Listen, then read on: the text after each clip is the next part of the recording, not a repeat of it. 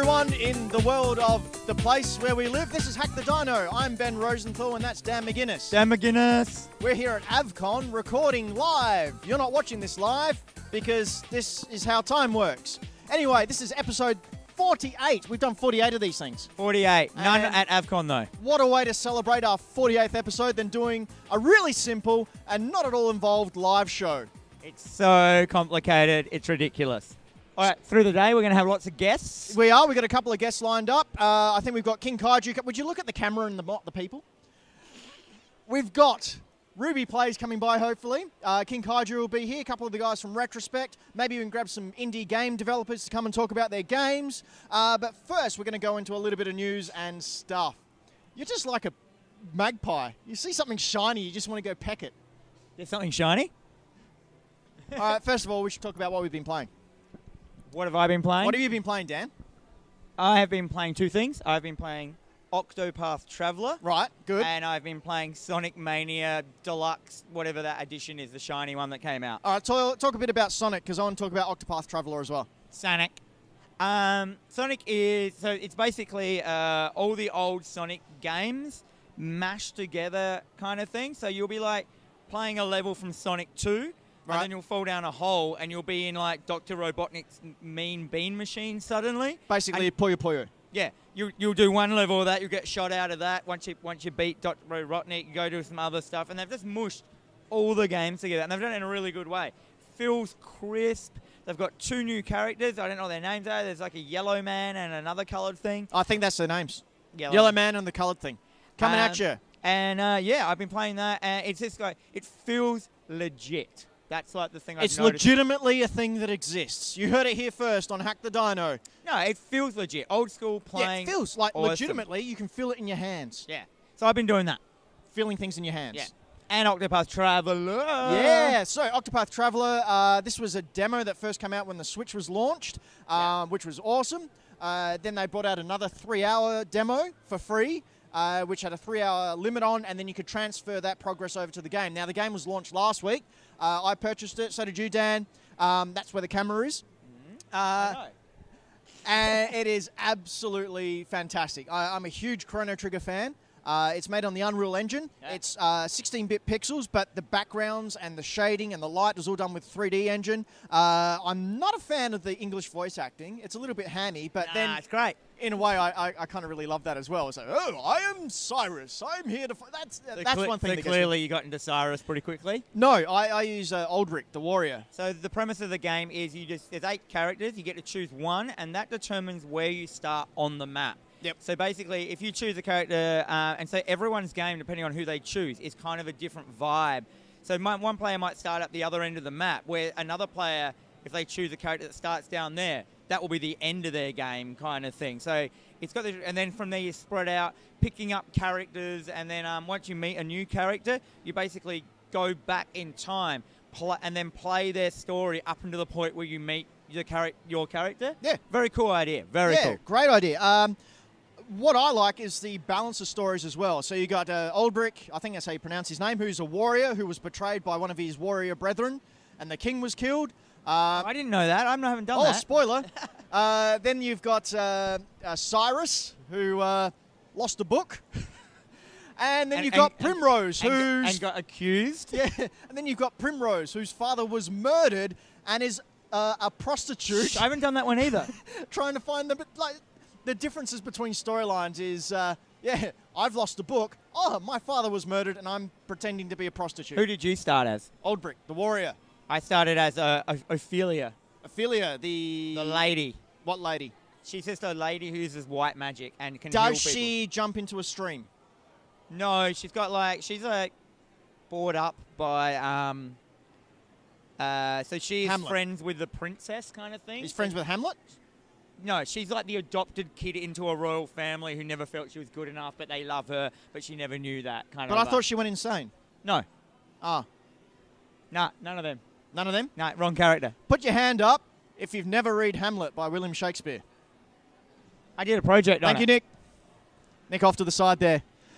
I've also been playing Pocket Fighter, which is a indie game that came out on the Switch. It's not a Friday night in? it's pretty cool, actually. It's a really simple, the Neo Geo, is it the Wonder Swans? Not the Neo Geo, but the Wonder Swans, those type of fighting games. And it's the first person, you've got 5 rounds, but it's the first person to win 2 rounds in a row. And you've got like a Ryu clone, you've got a Chun-Li clone, all that sort of stuff. It's 8-bit, it's just a hell of a lot of fun. Nice. But pick that up as well. It's only about $15 on the Australian store. Should we get into a bit of news while we're here? That's why we're waiting for AVCON to fill out. The doors have only just opened. That's why it looks a bit sparse. Yeah. All right, news. Look, you get to see the notebook this week. I know, we have to stand. No Man's Sky Next is coming out soon. Is that a redo of No Man's Sky? It's a massive update. So Yeah, it's coming out on the 24th. Some of the things they've got, you've got a third-person view, so it's not just first-person anymore. You can design your own character, so you can actually see who you're playing, and you can be an alien as well. You can have a multiplayer experience, which will be a bit weird if people just don't play it anymore.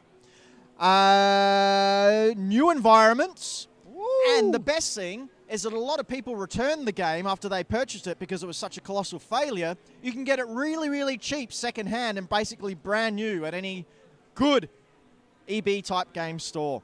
Don't say EB. I meant BE. Be a store. Go to a store and be it. Fortnite is celebrating their 1-year anniversary soon with lots of gifts to give away and people being happy and shooting each other. So look forward to that. Another news, Fortnite has just announced from October they've made $1 billion. Is that all? A free game, which is free to play, and you don't need to spend any money.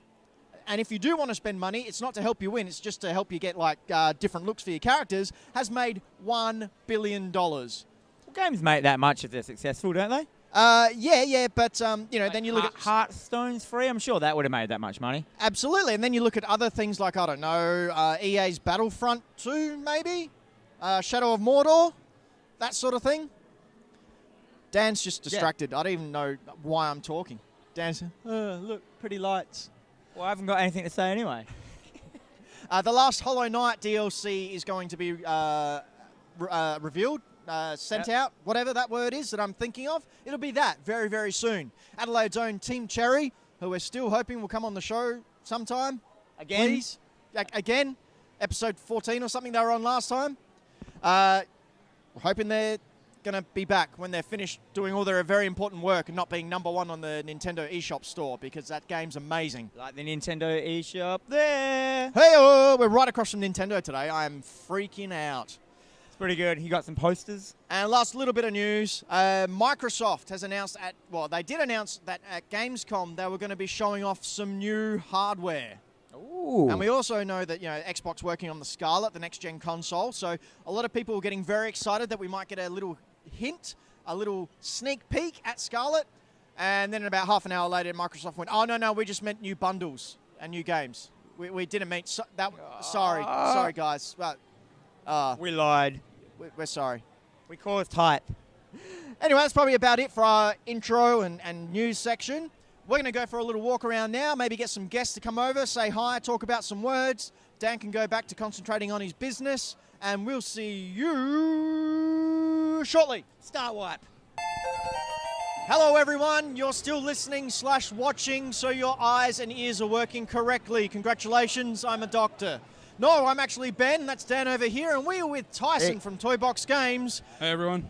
Tyson, you're here showcasing in the old indie game development area. That's correct. Second year this time. Second year. Yeah, now, is there a good. limit on how many years you can be in there? Not that I'm aware of. As long as Right. you basically submit your game and they're like, yeah, that's cool, then it's all good. You can rock up. You get to graduate indie game section, and then you're not allowed back. Yeah, that's it. I'll never come back ever I again. wish They're getting like, a "Get job out." was that easy. You just, Yeah, right. here's I my suppose thing. I suppose it's once you've hit once you're not an indie anymore, once you've hit AAA, you're not allowed back. Yeah.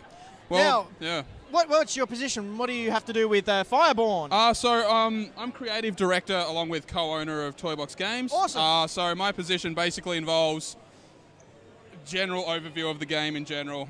But being indie, we're indie plus, we have to do many other things. So I'm responsible for all of the level development, design. Oh, wow.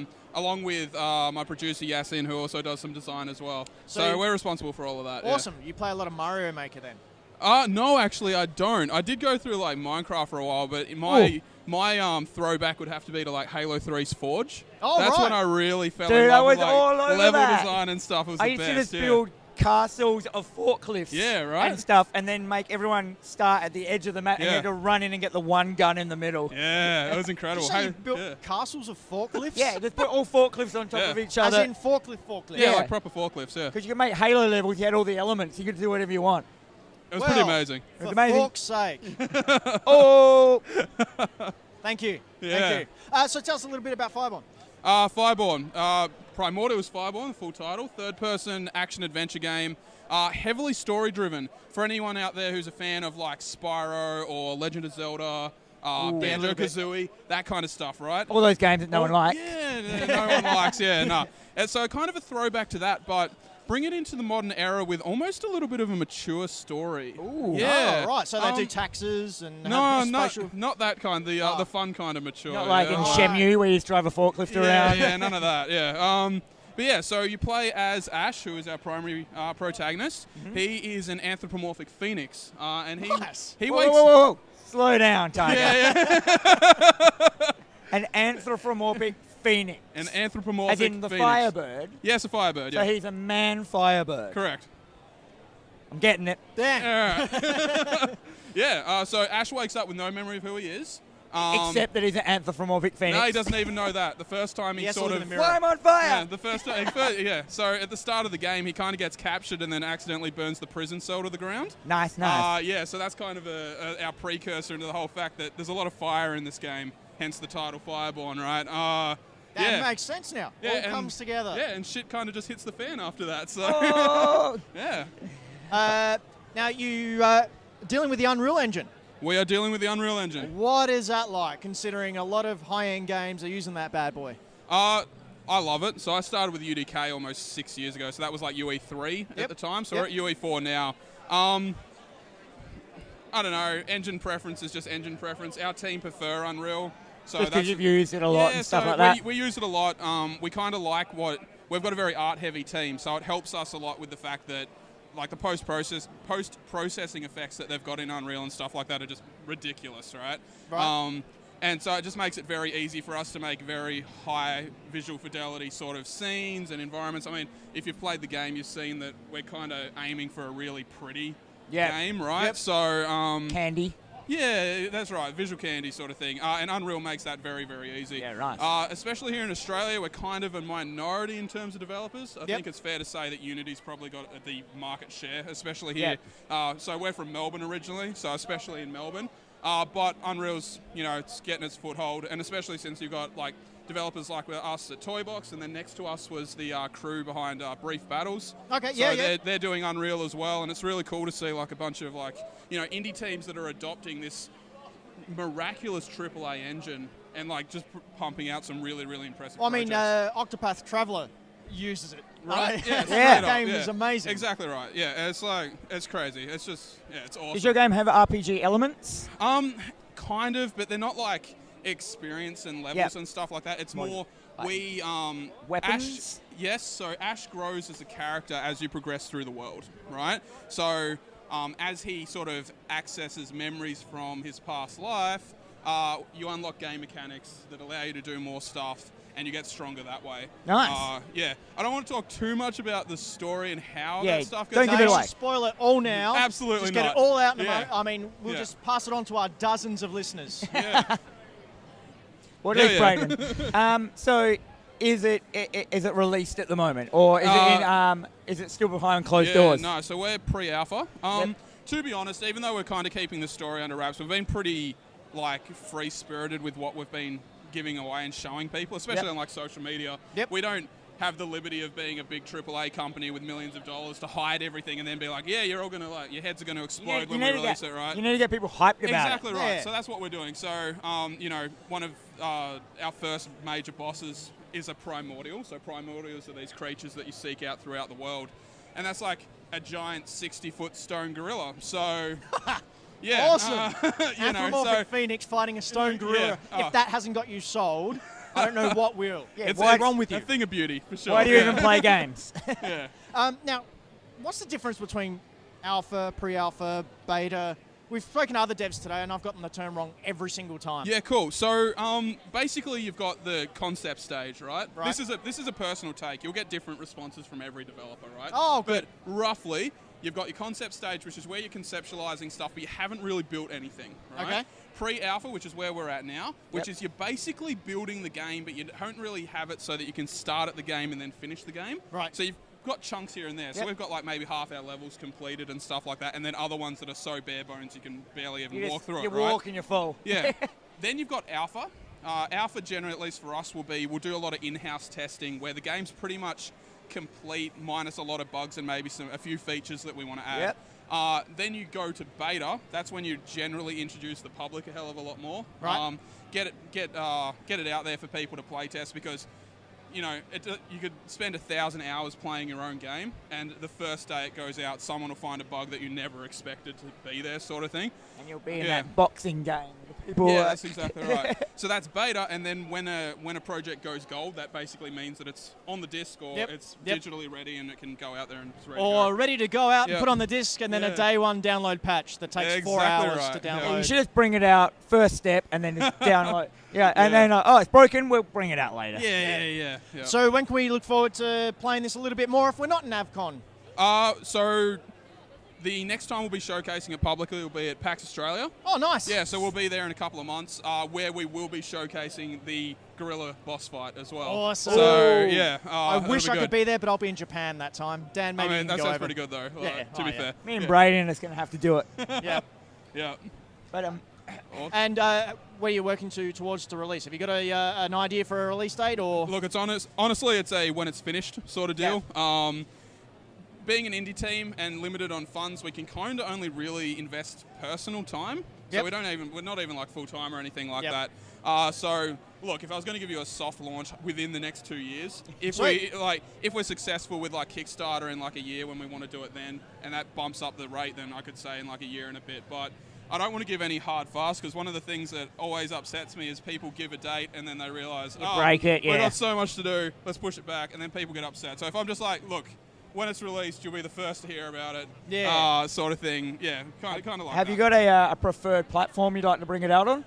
So it's definitely coming out on PC, just for us, because Steam for sure, just because it's super easy to deal with. Yeah. But I'm not going to lie, my head would explode if I was able to announce that it's coming out on Switch. Yes. Like, in my opinion, the game's built for Switch, right? Yeah, you've probably got a really good chance. Yeah, absolutely. Well, we've had a lot of local developers in Melbourne who've had the opportunity to be on the Switch, and it's incredible. And I mean, any of the other consoles, Xbox, I grew up as an Xbox fanboy, but I grew up with my PlayStations as well. So, I mean, anything. I think I'm just going to lose my mind when I see someone who isn't me playing the game for the first time, so I don't really care what it's on. We're the same when we see someone watching this for the first time. Hope to see it that one day. Like a proud parent. Yeah. That's my boy! That's my game! Yeah. So where can we find out more? Follow us, so you can follow us at TBX Games, so TBX Games, Twitter, Instagram, or Facebook. And then I'm on Twitter pretty often as well, so you can go at TJ Atomica, so that's TJ ATOMICA. I'm constantly putting stuff up, and you can keep up to date there. And then lastly, there's our website, which is toyboxgamestudios.com. Awesome. Excellent. So go to those places and watch it with your eyes, because we already discovered at the start they're working fine. Tyson from Toybox Studios, thank you very much. Thank you very much. And we look forward to seeing more of your game as it comes along. Wonderful. Cheers. Awesome. Congratulations. Hey everyone, it's Ben and Dan. This is episode 48 of Hack the Dino. Dan's doing funny things, but that's okay, because I'm the professional here, not Dan. Isn't that right, Dan? I'm professional. Professional what, hey? Professional rad. Anyway, we're here at AVCON. We're talking to people. We're having a fun old time, full of fun times. Dan, how's business been? It's been great. It's been so good. I've got Nick over here off camera burning away at selling books at a passionate rate. They kicked the coffee man out, so I had to run down the road to get the coffee. That's Nick. There's Nick. You may remember him from such episodes as episode 12 of Hack the Dino, and that time he was in a Boba Fett suit. Oh. And if you've ever been to Greenlight Comics, he may or may not have insulted you indirectly. Oh, Nick is the Boba Fett of the 50 Fest. If he doesn't get kicked out, he's trying to fit back into his costume. He's supporting a Jango Fett. Hey, so let's talk about comics. bit of comic news because this weekend, as we film, San Diego Comic-Con is on. So lots of news coming out of there. So I've just got a couple of news bits we can have a chat about briefly. Tidbits? Giblets. Giblets. Tiddlewinks. Little nuggets of comedic comic truth. Comic truth. It's called Cruth. IDW have announced that they are publishing a brand new kids line of all the Spider People. So much like their Star Wars line that Disney handed off to another publisher because apparently Marvel can't make kids comics, IDW is now doing the Spider-Man and the Star Wars line. It's funny you should mention those comics. Because It is funny because it's not like we were talking about this about 3 minutes ago. But anyway. It's true. The Star Wars, so they're called Star Wars Adventures. They are heavily embargoed in Australia. We find it very, very, very, very, very difficult to get them in. Why? What do you mean by embargoed? Meaning someone else has the license for them. Right. In Australia, but doesn't actually bring them in or produce them. So we're not allowed to have them here. So I just get them, I just buy them off other comic shops and get them sent to me, to my comic shop, and then resell them. I'm a genius. You're a marketing mastermind. Yeah, so... are they popular? They're pretty popular with the kids. Are they popular with kids or popular with 40-year-old men who are still kids? Men. They look great. They're popular with Nick. But no, it's a they're a great series. The art in them's wicked. Like it's got that that indie vibe, really good depth with all their stuff. The coloring's like that beautiful like new wave coloring. IDW do really, really good licensed products. I think that's basically their entire line. They get licenses. Ninja Turtles, Ghostbusters. Ninja Turtles with Ghostbusters. Ninja Turtles. Dying, turning into ghosts, then teaming up with the Ghostbusters, then getting them a mechanical body, so they're like Transformer ghosts. Getting busted shoplifting as a ghost. Busting makes them feel good. Ooh. So what I wanted to bring up is, I think we've mentioned this on the show before, is it going to get to a stage where Marvel just goes, you know what, we're not doing comics anymore. IDW, Dark Horse, you play with Spider-Man for a bit. I think maybe not, but I think maybe Disney will be like, hang on, you're not doing comics as good as you should, Marvel. Yeah. We want you to do them better. Do them better. And they're going to go, yes, Disney. And because they're going through puberty again over at Marvel. Yeah, well, that was Mickey Mouse. That was and I've lost my voice. That was my Mickey Mouse voice. Why would Mickey Mouse be working for Marvel? Disney. No, but Disney was telling Marvel off. Yeah, I got it wrong. I got it completely wrong. Other way around. Oh, look, I was laughing so hard I lost my page. Green Lantern is going to be rebooted again. Number 1, written by Grant Morrison. Oh, I was going to get there. And also, with a comedic twist, Jeff Johns is doing some Batman stories. Oh, really? Mark Silvestri is doing a Batman/Joker team-up book. Well, the Jeff Johns Batman story is called The Three Jokers, and they're bringing in The Dark Knight Returns. Quick, Nick. What are the other two, Nick?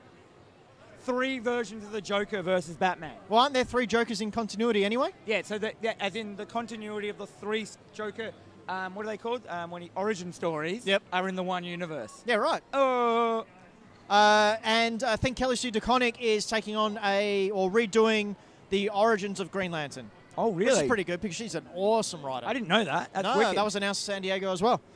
So I'm not a big DC reader. I'm also not a big Green Lantern fan because Nick is. I can do anything apart from touch yellow. Avarice.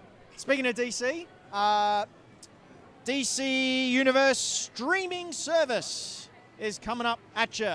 I think if you're at the San Diego Comic-Con right now and somehow watching this, give me your powers. Yeah, you're a loser. But also $7.99 a month, you get access to a service of TV shows. With like the DC shows on it. Yeah, like Teen Titans. Wow, that looked great. No, don't applaud that, Braden. That's horrible.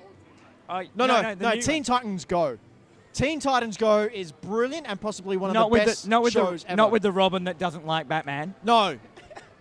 Poor Batman. Does anyone think of how Batman... The guy lost his parents. And this guy, he's taken under his wing and nurtured him and given him all this money, says a horrible, nasty thing. But Robin, take a good hard look at yourself, you spoilt little brat. He is a gymnast. A spoilt gymnast. Get over that vault. Anyway, DC streaming service. Get that if you like comics on your TV for reasons. Marvel have been teasing, they may have made this announcement already, but a big X logo. Ooh, what could it mean? Well, we do know that there is an X-Men Black coming, and it's an X-Men team helmed by Magneto. Is it just like X-Force? Probably, yeah. But Magneto's cool. He's one of the best characters. That Magneto run that they did, the first volume is called Infamous. Yep. That was amazing. Is that the one with... He had low power. He'd lost all his powers. He only had a tiny bit of it. So he couldn't, like, destroy everything. So he'd do little things. If he wanted some information out of someone, he'd just get a paper clip and just make it go under their skin all the way up until, and go, that's going to eventually reach your brain. Yep. You better tell me. And still just like, even when they tell the information, he's still like, into their head. But yeah, Magneto is an awesome series, so I can't wait to see X-Men Black coming out. It's going to be so dark. It's going to be as dark as black. It's going to be that blackness. Batman will be like, hey, stop stealing my vibe. I'm Batman. I'm black. No, Dan. Well, he is. He's a costume. No, Dan. No. His costume is black. Uncanny X-Men is probably coming back, which is cool. Now, I have every single issue of Uncanny X-Men since 1991. I'm not buying it. I'm not. I jumped on, I don't want to. I jumped on my first... You can't make me, Dan. I'm not going to do it. My first Uncanny experience of reading that storyline was just recently. When, Wolverine became the headmaster of the Jean Grey School of Learning. Before he died. And then Cyclops went on off his own and they did Uncanny. Yep. I read about 7 issues and went, yeah. Cyclops is a dude. They're teasing his return because the modern-day Cyclops died of a Terrigen mist thing and summon humans malarkey. So he can come back as like a Terrigen mist X-Men. Well, he could. An X-human. They've done that. Gen Men. An Inhuman. So yeah, that's another spoiler coming out of there as well. A lot of other stuff coming out of San Diego Comic-Con. I'm sure we'll go through it next episode because we are in the middle of AVCON, a convention of our own, where lots of people are coming by and buying comics and looking at Braden weirdly going, what's that guy doing? We're in the Greenlight Comics booth. We are. It's the first time Greenlight's had a booth at anything. Yeah. Apart from markets. This is a market. This is if you're in the market for some comics and good old Nintendo things, come on down next year when it's on. We may not be here, but hey, this is all fun. It's all happening. Thanks for your time. We're going to go back to interviewing people now. We're going to go back to another Star White, probably.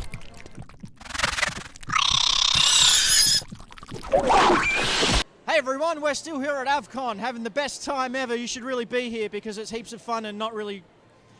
We're here with Melonhead Games. This is Alex and this is Pat. Say hi, guys. Hey. How's it going? Now, you're over in the indie game developer area of AVCON. Yep. Tell us a little bit about your company and the game Rooftop Renegade. So yeah, we're Melonhead Games. We're 4 mates who went through uni together. Were you studying biology? Biology, of course. Biology and games go hand in hand, of course. Yep.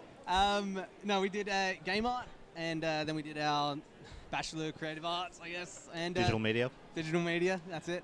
Yeah, now we're working over at Games Plus in a shared office space. Cool. We're making Melonhead Games full-time. Oh, sweet. So it's actually a full-time job for you guys. Pretty much, yeah. Oh, that's amazing. Now, the Games Plus space, is that the government initiative where they That's right. got an area and just said, hey, creatives, come and That's do the one. stuff? That's And it. how'd you get that happening? Well, I mean, the game community is pretty small in Adelaide, so everyone talks to each other. Yep. So we knew it was coming for a while. And then it just happened, like we put it in. Yeah, we went in for a tour, and they just said, oh, we got some offices, they're pretty cheap. We're like, well, we like this one, so we'll take it. We'll take that one by the window We and wish. the vending machine. We Yeah, wish. no windows, unfortunately. Yeah. Oh, really? Yeah. Really? Yeah, Is it like They a... were all taken straight away. yeah. Oh, I was thinking maybe you're in like this little sweat box down in the cellar. So, yeah, that's your free spot. Don't mind the rats. That's Jeff. He That's doesn't eat Jeff. much. Yeah, yeah. So tell us about is it your first game or you've developed games before that? Well, we've worked together, the 4 of us, for like the past 4 years. So this is our first major release. Okay. It hasn't come out yet, of course. So when it comes out next year, this will be our first release. Okay, and tell us a little bit about it. Well, it's I'm going to let Pat take over. Oh, okay. So it's competitive platformer. You've Right. got a competitive platformer. You've got one player who's running through the level, and then up to 3 other people who have to shoot up the environment ahead of them. Oh, wow. So the idea is they're trying to slow them down so that a van behind the runner can actually catch them. Oh, that's And- cool. Yeah, and there's also a single-player mode in which there's like an AI gunner, but you can't see his crosshair, so you don't know what he's going to shoot, and he can be pretty intense in hard mode. So can they just shoot the stuff ahead of you, or can they shoot the actual runner as well? No, they're trying to capture her alive. Oh, okay, so their guns are it's- disabled when they aim at her. Oh, really? Yep. Ah, that's- Strict police. Yeah. Yeah. And so what's the setting? Is it futuristic? Is it medieval times? Is it... It's sci-fi, but we are adding a bit of time travel. Oh, wow. Why not? Yeah. Because that's, programming a game isn't hard enough. Let's throw in some time travel logistics in Yeah. there, because that's what the punters really want. Yeah, so it plays to her character. So the character you play as, Svetlana, or Svet. Svetlana. Svetlana. Not many games have got that. Yeah, so she's equipped with like timey-wimey, travel-y, we call them power kicks. They're like Chrono rollerblades. kicks. Chrono kicks. God, I don't even know my own game. Chrono kicks. And yeah, so you get to the end of a level, a little portal opens up, and that alludes that she's gone off somewhere else. Time travel. Time travel. She's The a renegade. Old West. The Old West. Yeah, it's for us it's kind of good because it's like unlimited with what we can do. Right. But at the same time, it's a problem because there's no limit to what we can do. Now, does it have a storyline behind it, or have you just got an infinite runner? There is kind of like a story-based mode that we haven't implemented yet, but it's in the works, where the idea is she travels back in time on her first run, and she goes too far. So from then on, she's kind of traveling through different time zones, trying to get back to where she was originally. Sweet. But the time police are after her the whole time. So Oh, I hate those time police. Always try and stop me taking all my timings. Timings are a real thing. Yeah. Scientists discovered them about 6 months ago. So that's your science update from here at Hack the Dino. So when's it looking like it will be released? We're hoping first quarter next year. Cool. So first quarter 2019. So, I mean, we hope. We You hope? said originally, like, by AVCON. And we're like, by October. And then we're like, by first quarter. That's generally how these things go. I mean, Yeah. Crackdown 3 has been delayed so many times. Yeah. To the point where Microsoft goes, Crackdown's not getting any more time. It's coming out that day. So what are you looking at releasing it on? Steam? Switch? So Steam's our initial release. Right. Then we're planning on going through Xbox first. Okay. And then Switch and PlayStation. But we haven't been in talks with anyone about that yet. So Right. that's just And work I in mean, progress. after the paves that Team Cherry have put down for game devs everywhere, let's hope they're Yep. more than willing to look into little old South Australian gaming devs to put their games on the platform. I've seen it, Braden. You're going to put some of the footage on the screen so people can see it at home. Where can they read more about it? Yeah, so we're on all the socials. So follow us at Melonhead Games. Look out for Ted, the little logo there. He's a little man with a little face and Little a big face. smile. Big smile. Yeah, It's like so- Pac-Man if Pac-Man was drunk. Yeah, basically. Yeah. If Pac-Man was drunk. Yeah, so we're on Facebook, Melonhead Games. We've got a website, melonheadgames.com.au.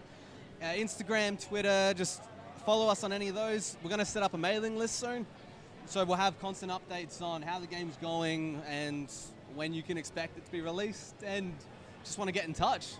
Yeah, and if you're down at AVCON and somehow find yourself in a portal and can go back in time, come on over and play the game now. I got this wrong before when we were talking. It's in beta? It's in alpha. Alpha, not Amiga, or Alpha Centauri, Yeah. or other Greek words that I don't know what I'm talking about because I don't know what you're talking about either. neither do I. So let's leave it there so I stop looking like an idiot in front of the professionals. And welcome back from where I don't know where you've been. So we're here with at AVCON with some indie developer Andrew. Yep, that's right. And so, what is your game? So it's Brief Battles. It's a couch party game. As we can see on your T-shirt. Yes, where you fight friends using superpowered underpants as the primary goal. Whoa! Superpowered underpants? Superpowered underpants, yes, that's right. Are you underpants or you get underpants to wear? You get some superpowered underpants in game, so you like start out as a pudgy, pink, little, lovely, sticky character that can run around the map, and you want to find superpowered undies and battle each other. You got like your toxic tidy whities, buns of steel, flaming hot pants. It's all good. So we're talking about a brawler or an RPG where you have to level up your undies? So it's like an arena brawler, so just fast, get in there with a few friends, have a good laugh, and have a good time. Like couch battler. So Yeah. A beer battler. That's it. And so how long have you been doing this, working on this one? Yeah, so it's been, I think, 2.5 years now. So we started this is our third time to AVCON, so we had 6 months before the first time we showed it here. It was a pretty terrible build back then, but yeah, so it's 2.5 years part-time on this one now. So have you got a plan of a release or anything? What stage is it at? It's getting really close to release now, so we're at all final content is done. We're just polishing it up for Xbox One and PC. So so you've got your goal of your Xbox and PC, so Steam. Yeah, that's it. So this year's the plan. So hopefully all goes well. It'll be out pretty soon. And how did you come up with powered underpants? So who's the who are you the concept behind the underpants, or have you got an art designer who's like, I'm fully into undies? I reckon we should go down that path. It was a growth, I suppose, over time. So it wasn't immediately underpants. We had our one character. He was designed. That was me. I made an art of this guy called Kevin. He's just this little plump pink guy wearing a pair of underpants and a cape. And we had 4 of him in one arena. And we're like, well, let's maybe get the powers from the underpants. They're picking up little power-ups, things like that. So it was a little bit gradual, but then we embraced the power of the butt eventually, as you do. And here we are today. Sounds amazing. So, have you got anything you guys want to plug, or you want to push or anything like that? Well, I guess if you check out briefbattles.com, there's a link to our Steam page. You can get on there and wishlist it if that's something you're into. Yeah, if you love a good party game, check it out. That sounds amazing. You got anything to add, Ben? No, I'm not a part of this interview. Oh, that's not fair. So sad. He can be. So I'm going to think of some other questions because I've run out of my questions already. Wrap it up, Dan. I'm going to wrap it up. So that sounds good. So you're over there. Come down and play for the AVCON. Absolutely. And did I ask you about your release date of when you thought you were going to do it? We're not going to give an exact date just yet, but as soon as we can, we will. No one wants to give out any exact dates. Because you're not the guy that, But I thought, are you planning a big launch party where everyone has to just wear underpants? That would be a pretty good idea, actually, yeah. Yeah, you should get all over that. Absolutely. We have worn underpants on the outside at events previously, but yeah, we'll see. We'll suss it out. So the underpants have different powers. Is that That's it. And so what's an example of a power that an underpants gives you? So Buns of Steel, for example, if you use them in-game, they slow you down, so they're a bit more heavy, but they are extremely powerful. You turn into Steel Cannonball if you use them. Toxic Tidy Whities, you're just dripping with toxic goop that you can stick to people, and it'll explode over time, kind of like a goo ball bomb. So Yeah. Is there any weapon-based ones where you've just gone all phallic on it? Nothing like that at the moment. It's a bit more organic. Like your icy undies, mate. You can helps you lob out some icy shards at people, so you can slow them down, take them out like that. Dude, it sounds amazing. I'm totally going to get over there pretty soon and play it. And Awesome, thank you man. for coming in. Thank you, man. And have Thanks a good for having one. us. You too. Oh, so what? Hello, we're back, and our fronts, we're both here, and I'm here with this man. It's King Kaiju. Now, you may not have seen him before, but you would have seen all his awesome toys that we have on our YouTube show, sitting at the front there. Thank you for joining us, King Kaiju. Thanks, Ben. You're welcome. Now, tell us about King Kaiju and Kaiju's King Kaiju. Well, King Kaiju is a Facebook and Instagram page that we run we sell kaiju toys, Japanese memorabilia, video games, retro games, bits of everything. So anything cool from Japan. Do you want to explain to some people who may not know what a kaiju actually is? Well, a kaiju is a strange beast. So in Japan, there's Godzilla. one that's a dinosaur on a tank. His name is Dinosaur Tank, and you pronounce his name like this. Dinosaur Tank. Yeah, that's how you say it. He's from Ultraman. But yeah, the kaijus are from many different series in Japan. You may know the name kaiju from Pacific Rim because they stole it, yes. They stole all their ideas from Japan. But hey, it's still kind of cool. And there's one thing we don't do here on our YouTube channel is steal ideas. Now you travel over to Japan quite a bit in order to pick up these things. Yes, yes. Tell us a little bit about that and how you seek out these items. Well, I'm not going to tell you all my secrets. God damn it. But yeah, I try to get this close. I go to a lot of the second-hand stores in Japan and try to get to some of the markets and just anywhere that may sell anything that I'm interested in and anything that any of our followers are interested in. So now a lot of these toys are in really good condition, considering some are from the 60s, the 70s, the 80s. Yeah. How do you find that? Is it more of a cultural thing where they just take care of things like that, or you know specifically where to go? Bit of both. I mean, Japanese people seem to take very good care of everything they own, be it electronics or children's toys. A lot of that stuff, yeah, it's so well taken care of that it's practically new. So yeah. So you can buy it and sell it to the highest bidder. Yes, mostly him. Here's Dan. Get out of our shot, Dan. This is our interview. Now, what's the best thing that you found out there in the wild, in the Japan wilds? Was it a Pokemon? Did a Pokemon come up and you go, throw your balls at his face to capture him? I don't put my balls in anyone's faces. Well, you're not living. So, yeah.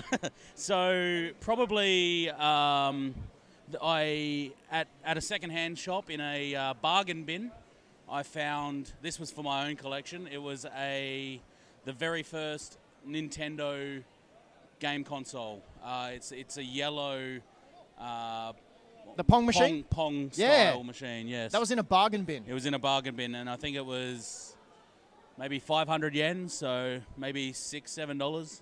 And that's great, because I haven't been searching for one of them for years. Yes. Now, I do know that you did get a rare Brontosaurus from... oh, yes. What was it, the first ever action figure or something? Well, it was the very first vinyl figurine. From there, it spawned the kaiju toy genre pretty much. After they did the dinosaurs, they went on to doing Godzilla and Ultraman. And yeah, I was lucky enough to find one of them for my own collection, and then a year or so later I found another one which I was able to bring back to Australia and found a good home for that as well. Cash money. Now, if I say this word, I just want you to explain to the people what it is. Lepidon. Oh, okay, yes. Lepidon is the Japanese Spider-Man series. It was his robot. Spider-Man had a robot in the Yes. Japanese series. Spider-Man was also bitten by a alien, I think, as Yeah. opposed to a monster, and he fought kaiju. Yep. And It was am I great. correct in that the Spider-Man series from the 60s is what gave birth to Power Rangers Yes. and Super Sentai and all Yes. those types of coming? So I think what happened was they, once they did the Spider-Man series, they finished that, lost the rights, so they started, Super they stole the Sentai. ideas. Well, not really. They created the ideas anyway. And then they stole their own idea Yes. out of the safe at work when no one was looking. I've had that done. Don't do that. It's not very nice. Yeah. All right, and you're here at AVCON today as part of Retrospect. Yes, I'm helping out at Retrospect. Now, we're going to get someone over from Retrospect over to have a chat in a little bit, but give us a grand overview as to what Retrospect does. Well, at AVCON, we are doing the Retro Game Museum. Now, with that, we're doing early consoles, like the very first, or some of the very first consoles, all the way through to the Xbox. So, yeah, we've got everything from Pong machines, Ataris, Commodore 64s.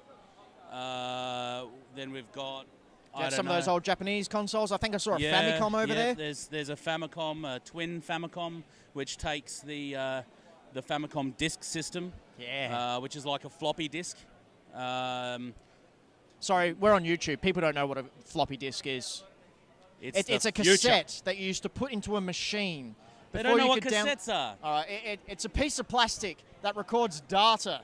You know the icon of the save button? That one of those. That's what it is. That's that. So millennials, there's your research. That's did you know from two old men talking to you Old through as sin. your chosen medium. And What's where can we YouTube? find? Yeah, sure. And podcasts. Where can we find all King Kaiju related paraphernalia? Well, I've got the King Kaiju Facebook, the King Kaiju Instagram. Now it's King Kaiju Collectibles on there. Yes, if you search King Kaiju Collectibles, you should be able to find it. And also at Greenlight Comics, we've got two. Get that out of there. Get out. What are you doing? Yeah. Get out of there. We've got a couple of cabinets in Greenlight, which we like to stock with some of the best stuff we have.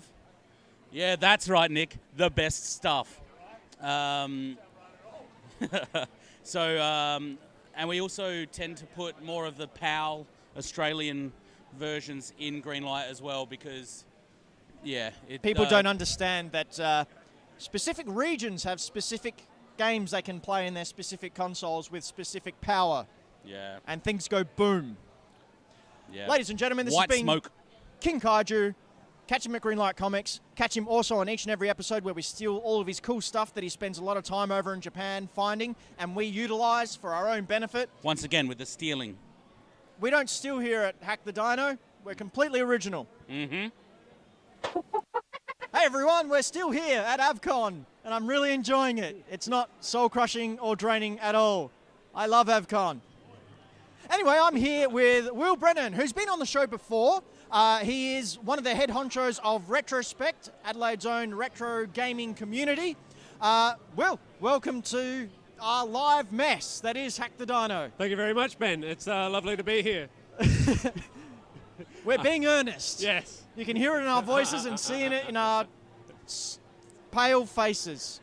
I'm not that pale, Ben. I'm Come very on. pale, but that's nothing new for me. I've got red hair and afraid of the sun. Anyway, Will, enough about me. What do you do? I was going to say, have you had a bit of time to come by our retro museum so far? Oh, absolutely. I've already been on there playing X-Men vs. Street Fighter. Fantastic. Kicking some butts with Ryu and Wolverine because I'm that much of a boring gamer that I choose the vanilla option. Hey, look, Wolverine's a really good choice for that game, all right? So's Ryu.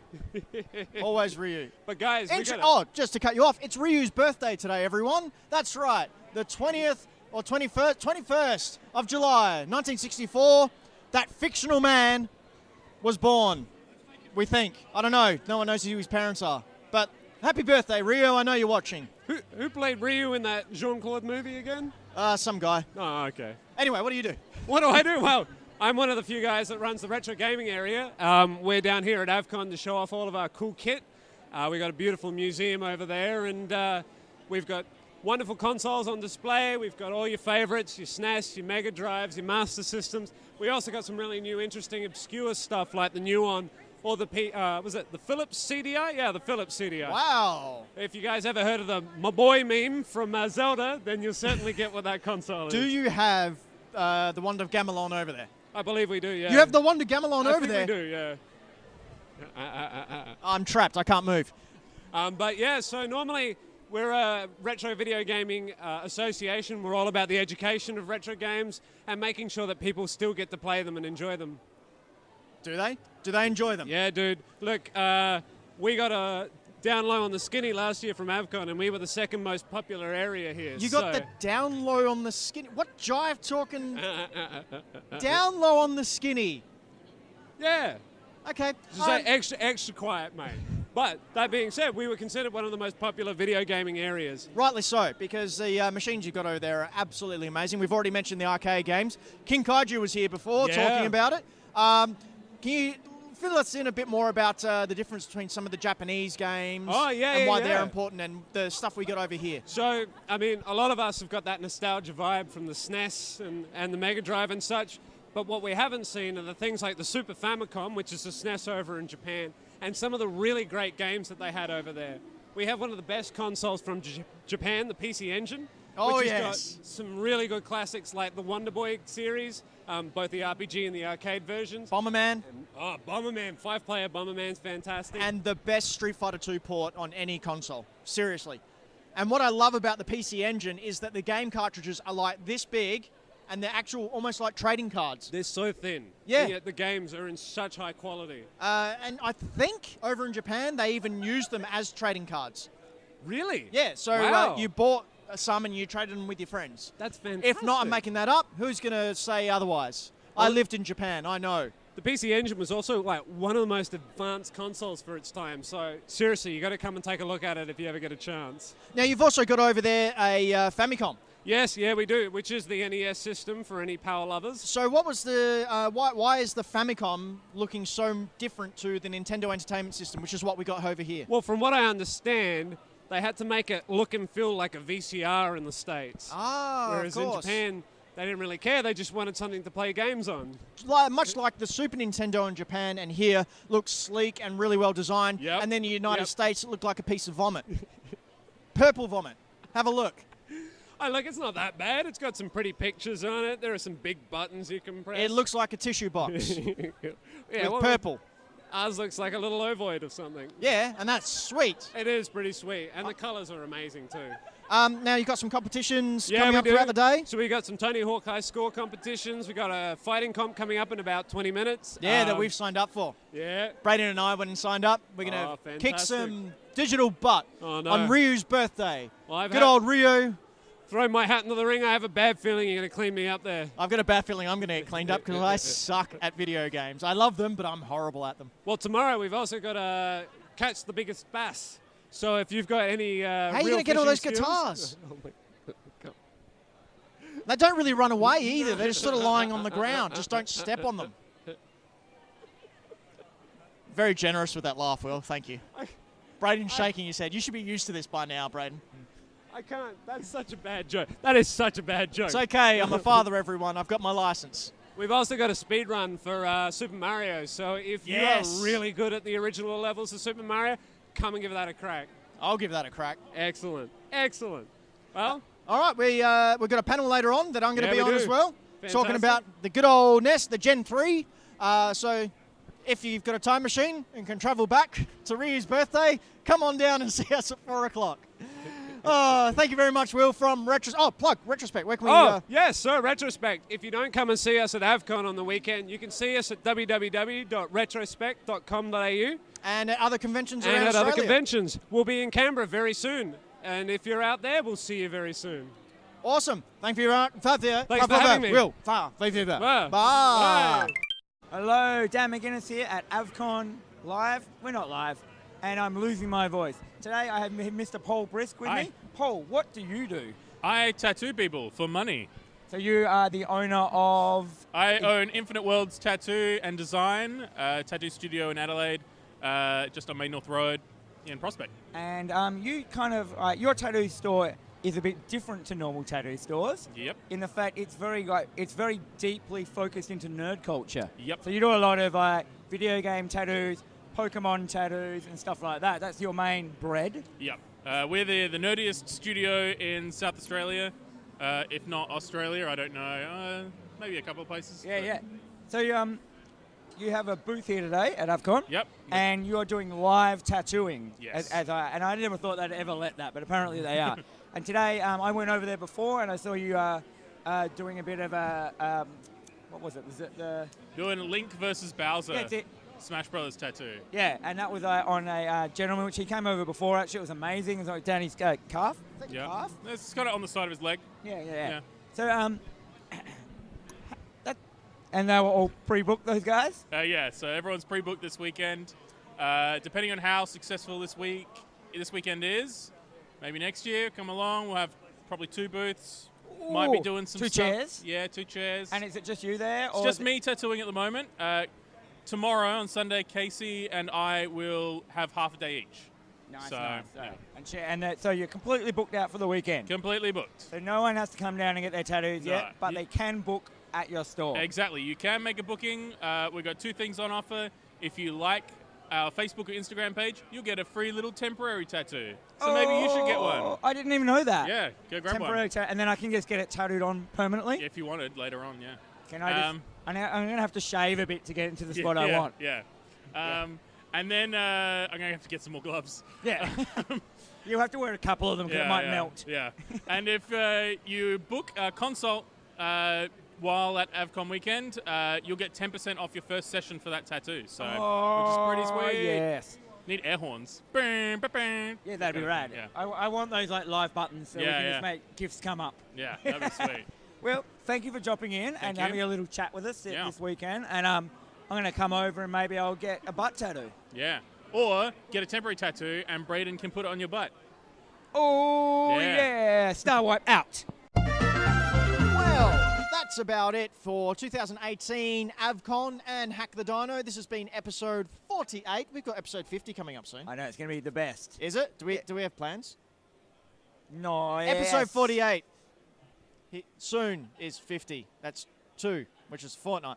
Anyway, this is us wrapping up from AVCON. What did you like today? Did you see anything that tickled your fancy? Well, I just judged a custom pop vinyl competition. Cool. That was kind of cool. What one? Via Shin Tokyo. They were putting that on. And I got over to the indie games stuff, had a look at that. Got over to Retrospect, had a look at that. Didn't get to it as much as I wanted because I had to run the booth, but still such a good day. Yeah, I was on a panel representing Hack the Dino, the Retrospect first 5 generations of video game consoles. Ooh. I spoke about Gen 3, which is the Nintendo Entertainment System, and that filthy, disgusting Sega company. I love Sega. Yeah, I thought you would. Streets of Rage. Anyway, I had a bunch of Sega bullies gang up on me. Oh, did you get that? There was a host and 3 of us on the panel, and those 3 people ganged up on me. You were the only Nintendo kid? I was the only Nintendo person there. I think I won, though, because I went, all right, everyone, yep, Sega's really awesome, so let's all get our new Sega consoles and head on over to the Sega... Oh, whoops. I won. Sonic Mania. I won. Nintendo and I, together again, winning all the things with our superior everything. Wait, the Dreamcast will come out and you'll all be like, yo! No. We've been Hack the Dino, your pop culture podcast, coming to you live from AVCON 2018. If you could head over to Patreon, if you like what you see, and maybe throw us a couple of bucks, keep the lights on, that'd be sweet. That's patreon.com/hackthedino. If you're watching this on YouTube, here, what was the word? Annihilate that like button or subscribe button, whatever it is. Desecrate that subscribe button. Just pound it so hard until it falls apart and is no good anymore. And you won't need it anymore because you only need to desecrate it once. And then once you've done that, cruise down to Greenlight Comics and come buy comics off Mwah and you can have a look at the trophy that Dan has that he won't have too soon because he's fallen behind. No, I'll win. Am we'll I see. Behind? Maybe it's a draw. I don't know. Who cares? I'm going to keep that goal. Watch all our other stuff, our Let's Plays, other things. Watch Ross in the background trying to get all the attention because he's a man who craves stuff like attention. Comes. All right, we're done.